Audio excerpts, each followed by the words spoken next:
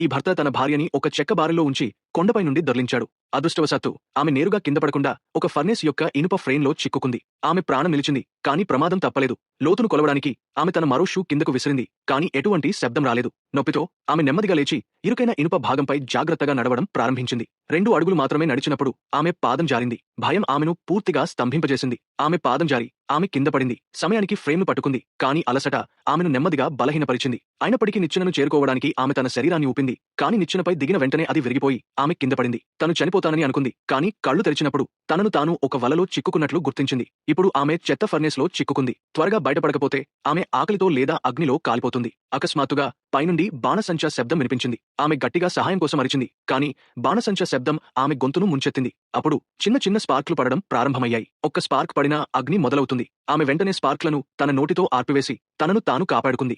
ఆమె ఒక వంకరగా ఉన్న బీర్ బొమ్మను రాత్రంతా భయం మరియు నొప్పితో గట్టిగా పట్టుకుంది. మరుసటి రోజు ఉదయం ఆకాశం నుండి చాలా చెత్త, విసిరిన ఆహారంతో సహా పడింది. ఒక పట్టు వస్త్రం ఆమె తలపై పడింది. ఆమె ఆ వస్త్రాన్ని విసిరినప్పుడు అది సమీపంలోని విరిగిన నిచ్చెనలో చిక్కుకుంది. వెంటనే ఒక కొత్త ఆలోచన ఆమె మనసులోకి వచ్చింది. ఆమె ఒక క్యాన్ మూతిని పిచ్చిగా ఎత్తి ఒక చేపల వలను కత్తిరించింది. ఒక చెక్క కర్రను బిగించి ఒక హుక్ ను తయారు చేసింది. ఆమె దానిని పైకి విసిరింది, తద్వారా చెక్క హుక్ నిచ్చెనలో చిక్కుకుంది. ఆమె ధైర్యం సంపాదించింది. చాలాసార్లు జారిపడుతూ ఆమె నెమ్మదిగా పైకి ఎక్కింది. చివరకు ఆమె ఫర్నేస్ యొక్క మొదటి గేటును చేరుకుంది. గోడకు ఆనుకుని ఆమె నెమ్మదిగా నిచ్చెన ప్రాంతం వైపు కదిలింది. కింది మెట్లు చాలా బలహీనంగా ఉన్నాయి. ఒక చిన్న తప్పు ఆమె మళ్లీ పడిపోవచ్చు. అదృష్టవశాత్తు ఆమె రాత్రి కాకముందే పైకి చేరుకుంది. ఆమె బయటకు రాబోతుండగా ఆమె శక్తి సన్నగిల్లింది. ఆమె పడిపోతుండగా ఎవరో ఆమెను పట్టుకున్నారు. అది ఆమె స్నేహితులు.